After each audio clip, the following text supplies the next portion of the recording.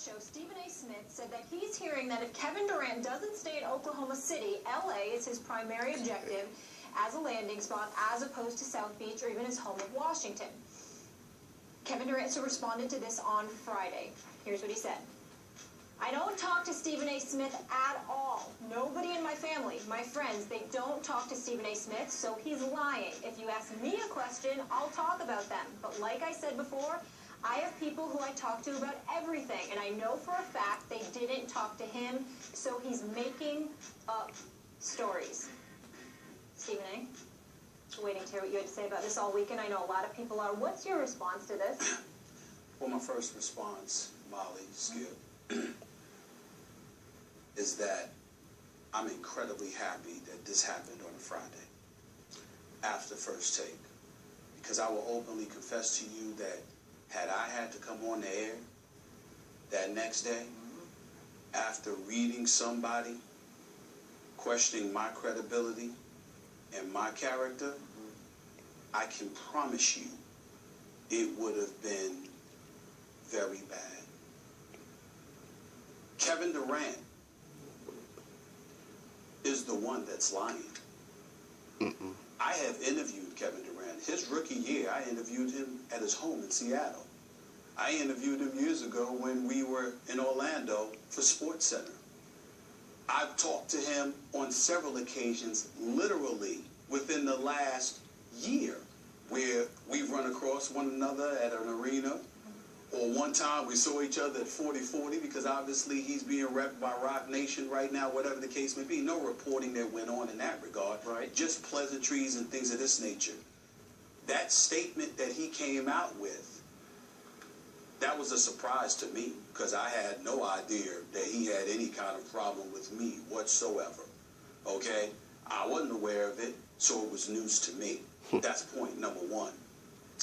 Point number two is, what it comes down to is that Kevin Durant is trying to put me in some kind of jacket or whatever the case may be. Let me be very, very clear, my brother, it does not fit. You are in no position to question my credibility whatsoever. Matter of fact, one would argue, what position are you in to question the credibility of anybody in the media, particularly when the last time we really heard you say anything of significance, it was when you were addressing the media or undressing the media in February, and telling them, could y'all put up this quote for America to see, please?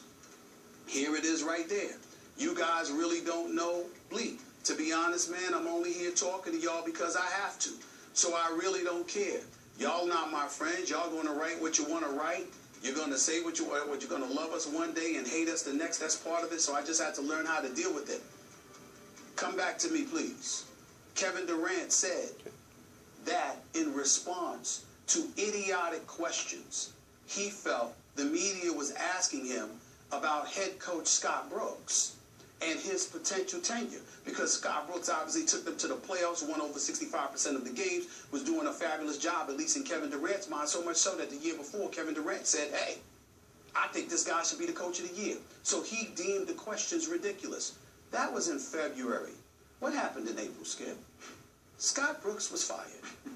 Okay, and now Billy Donovan is coaching. So those same people that you were talking about, those same people you labeled essentially idiotic, although to your credit, you got wise and came back and apologized, ultimately you showed your true feelings. It's like somebody that's a bit inebriated, somebody that's really speaking their mind and their heart, and then they want to turn back and say, well, you know what, we really apologize. When you really, really didn't mean to, you just upset that the heat that came your way was something that you couldn't deal with. He also went on to say, nobody that I know really talks to him. Well, his own mother was on this show. His brother Tony is somebody that I've ran across on many occasions. And the last point that I would like to make is that if nobody speaks to me, then maybe you need to check with folks in your inner circle again and ask, why did I receive phone calls over this weekend with people telling me, let's chill this little beef that's going on. So evidently you're wrong about that too. Now let's get to the nitty-gritty, and let's talk about what's really going on. I sit here today incredibly offended by the personal attack that this man has put against me. Even in the midst of all of that, let me tell you, Skip Bayless, Kevin Durant is a good dude. His family is wonderful. He's wonderful. There's nothing negative that I have to say about this person as a human being. I am addressing what he said about me. I am not attacking Kevin Durant. As I said on my own Twitter account, in response to him, the game is better when he's playing. Sure. I consider him one of the top 2 players in the world. How many times have you sat here and heard me say, Skip Bayless, I consider him one of the best professional athletes as a person I have ever met in my life. He is that decent and that good of a young man, which is why it disappoints me that I have to sit here and address him the way that I have to address him. Because the reality is that, number one, you don't know who I talk to. Number two, if I'm so wrong, why haven't you not signed an extension with the Oklahoma City to stay for years and years to come? Is it not you that alluded to how you're willing to entertain free agency? Are you trying to tell me you're not going to consider the second largest market in the United States of America, particularly with Kobe Bryant scheduled to depart? And it's clearly a home that Russell Westbrook, who starred at UCLA, might not mind going to a year after you go, if indeed that were the case. All of these things that I said make absolute sense. At no time did I say that I spoke to Kevin Durant. At no time did I say that I spoke to people in this inner circle. I recall an individual by the name of LeBron James, who wasn't speaking to anybody, but who broke the story that he was going to South Beach. Since when do I need to sit there and speak to people that you deem trustworthy individuals to find out what is going on with you? Which brings me to the issue that I, unapologetically, not shy about it, am more than willing to address. Let me say this, because I know that we as reporters don't like to say this because it comes across as, you know, a bit boisterous or whatever the case may be. I'm sorry, Skip Bayless. My career spans 20 plus years. How many reporters do you know has broken as many stories as I have? All of these folks that want to talk about me, Washington Post picking up the story, USA Today picking up some reputable publications. I'm not calling out anybody. I'm just addressing people who are willing to call me out. Are we willing to put my resume up against the people who talk about me? I welcome that. I know it's not popular to say. But this thought process that says, hey, well, you know what? He's just somebody who runs his mouth. I don't show up at NBA arenas. I'm not on the road. I'm not inside of those locker rooms. And more importantly, what I would like to ask Kevin Durant and some of the brothers who talk behind my back in the NBA that probably put him up to something stupid like this, let me ask a question. Do you really want me to come out of this seat and go back on the scene? Do you really want to see me in an NBA arena? Because I can assure you I find out more in 10 minutes than I can get from 50 phone calls. I have proven it. Now, we can sit up here, we can debate all day long till the cows come home. I am a black man on national television with a big mouth. And I will still stand up here today, and I will put my resume spanning 22 plus years up against anybody in this industry. We really want to go here? We really want to start something with me? You sure about that? I just want people to think about that, because what I'm saying is this. How many times, Skip Bayless, have you seen me over the years sit here and say to me, we ain't getting into people's personal life. We ain't going there. We ain't touching. We just talk about their game. Russell Westbrook is a great guy. LeBron James is a role model extraordinaire. Kobe Bryant has overcome a lot of things. He's one of the greatest professional athletes I've ever seen. I don't just love Kobe, I revere him, regardless of how he feels about me at this moment in time, because he didn't like what folks were saying about the whole LaMarcus Aldridge fiasco. Is there anything else that I can say about Dwayne Wade, about how great of a person that I think he is? Steph Curry, Chris Paul, the list goes on and on and on. But the level of sensitivity that Charles Barkley and so many others have alluded to is growing quite alarming. Because somehow, some way, everything is personalized. And it's got to the point where it's utterly ridiculous. Kevin Durant is the last person on earth that should be going off on the media like that. Not that he's done anything wrong, because the guy is a great person. And I still stand here and say that at this moment in time, the NBA is better when Kevin Durant is around. Okay? He's philanthropic, sure. His charitable donations, American Red Cross, the list goes on and on. He's a phenomenal person, not just a player. But the guy and the sensitivity that these guys display, the way they are on attack, somebody needs to tell them, it's time you pump the brakes. We don't have to talk to you to talk about you. You want to start something, that's just not the wise thing to do, especially when you have no validity. I am going to repeat. I said, if Kevin Durant decides to leave OKC, I'm hearing that LA is a prime spot that he is considering. Not to say he's not considering DC, Miami, New York, or whatever. That's what I heard. I'm not lying. If I were wrong, Kevin Durant would have signed his extension with OKC. Okay? You being represented by Rock Nation. I know these boys. They're not small timers. They don't want Kevin Durant just because his name. They want him because this brother's going to do big things, and they're going to see to it that he's going to do big things. Are you trying to tell me these large markets are not a consideration? I said nothing offensive about him. I will not say anything offensive about him. I still stand here today telling you he's a good dude, but he's wrong. And the guys that put him up to it in their own way. I'm not talking about literally his comments, but in their own way, with their chirping behind my back all the time. They're wrong too. And the sensitivity that these guys are showing, they are making unnecessary enemies. I am not one of them. I won't be. I got too much love and respect for who these guys are and what they mean to my community. Okay. But I will say this lastly. You don't want to make an enemy out of me. And I'm looking right into the camera. And I'm going to say it again. You do not want to make an enemy out of me. I'm not having it. I've done nothing wrong. And I'm not going to tolerate it. Let me stop you there. That's all I got to say. And I appreciate everything you just said. Do you realize you do not need to defend yourself on this issue? Yes, I do. Your track record as a reporter doesn't just speak for itself. It screams for itself. Because nobody I know, and I know a lot of NBA reporters, is any more plugged in on every NBA level, top to bottom, than you are. I know there's some great reporters out there, but no one has been more consistently accurate on the news, little and big, that has been broken than you have been. I hang my hat every day on your reporting on this show. I value it, I cherish it, and it hurts me to watch you have to defend it because of what one immature, wrong-headed superstar continues to do. This has been a pattern, as you pointed out, a pattern of behavior by Kevin Durant. Now, let me frame it for you a little bit. This is the way I see it from the outside looking in.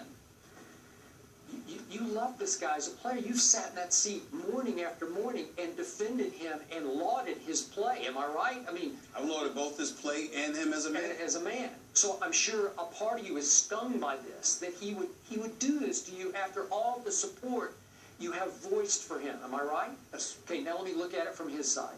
I know for a fact he has worked hard to eliminate the size of his circle around him, that he's tried to tighten the circle of people close to him. And now it's down to pretty much a manager and an agent, and that's it. So I think he was stung that somebody that's no longer in what he considers his really tight inner circle is speaking to you, and he's paranoid about that. It doesn't matter, because you know a lot of people who know a lot of people, and I have no doubt that what you said is dead on and has been operating somewhere in Kevin's thoughts. It just put him in a little bit of an awkward position, but he could have handled it if he would just grow up. He could say, look, my heart's in Oklahoma City. I have no plans to leave here. Respect what Stephen A. says, but right now, that's way off base because this is what I'm going to do. There's a way to handle that that would make you, it wouldn't put you in an awkward spot, because when you use the operative word, he's lying, I know that's going to push the deepest hot button in you, because now your integrity has been called out and questioned. Remember this about Kevin Durant. He is playing under the most protective anti-media bubble in all of the NBA, erected by the Oklahoma City Thunder. Am I right about that? Yes. They're so out of bounds in how they're teaching these kids to deal or not deal with the media, because the media can be their friend. Most of those reports, the great story was done last year that we talked about on the Oklahoma City media and all the paranoia of the franchise. I don't know why it is, but it has now infected both, I think, Kevin Durant and Russell Westbrook and how they deal with the media. Is that fair to say? To some degree, it appears that way. Yeah, it appears that way. So I relate to you because you remember it's been, what, 5 years ago? Listen, there was no bigger Durant fan in the media than I was when he was a freshman at Texas. We're going back to our cold pizza days. I used to every day say, this Kevin Durant is going to win scoring titles, plural, in the NBA. And the people I was debating would laugh and scoff at me. And then they lost by 21 in an early NCAA game to USC, Nick Young and company. And everybody said, you're going to be so wrong about this. And I continued to fight for my guy, Kevin Durant, until what happened? He turned on me as soon as I started criticizing his buddy Russell Westbrook for shooting a lot of Kevin shots. What did he tell the Oklahoma City media? Skip knows nothing about basketball. And it hurt me. It hurt my heart. I told you that on air. Like, what are you doing to me? Why me? Why would you bite the hand that's been feeding you? And then I said it again after what he did at the All-Star Weekend. You're biting the hands that fed you the MVP. These same guys who voted you the MVP, you're telling them they don't know anything about basketball? That's so wrong-headed. It's so out of bounds. It's so immature. But Kevin wants to control the media. So now he's been named deputy publisher of this Players Tribune. Yes. You know, like so that's, he thinks now he can just go to the Players Tribune and write and say whatever he wants to say, and he can control that. Well, you can't, Kevin, because the pen, so to speak, in this case it's the media, is mightier than the sword. You know that. Well, the thing about it is this. It's sad because Kevin Durant, I'm just sitting there and I'm like, who's bothering him? Who is bothering him? Where is the animosity coming from? And from the, you know, and this part is not about Kevin Durant. This part is about the fourth estate. This part is about the media. You had better wake up. It's real nice to gravitate to the headlines or whatever the case may be. But I got this chair. I get to respond. You do. And not only am I speaking up for myself, I'm doing something that's not done for me often. I'm speaking up for my contemporaries. My contemporaries religiously leave me to hang out and dry. But I'm sitting here speaking up for them. I don't cover Oklahoma City. You know, they do. Why is he cussing y'all out because y'all asking about Scott Brooks? And then when you proved to be right and he was going in April, where was Kevin Durant to be found to sit there and say, y'all had a point? Y'all were right. I was wrong. I shouldn't have done that because clearly y'all knew something that I didn't know. Absolutely nothing. And so what you have is a situation where you have folks in the media who don't have our voice. And they're sitting there and they're using these headlines and pouncing on it. And, you know, you think you uplifting the athletes, and the athletes are feeling emboldened because they get to come at us any old way. Well, that's most of us. Not here. I'm not trying to shoot. I know how potent you are. I'm not trying to dismiss Skip at all. But Skip ain't me. Put that camera back on me. Skip ain't me. And I ain't Skip. I'm not having that. I have been more fair. And I'm going to put that out there. You can say, well, you could put it Kwame Brown, Slava, Medvedev, all of this stuff. I'm joking around with names of guys that I think can't play. But when it comes to the meat and potatoes, or what's going on in guys' lives, what's going on with people close to them that affect their life and affect their performance on a basketball court, what do I say? Zero. Nothing. Yeah. They want to use the example of Allen Iverson. Allen Iverson's my man. Don't compare yourself to Allen Iverson. That's like my little brother. We're that tight.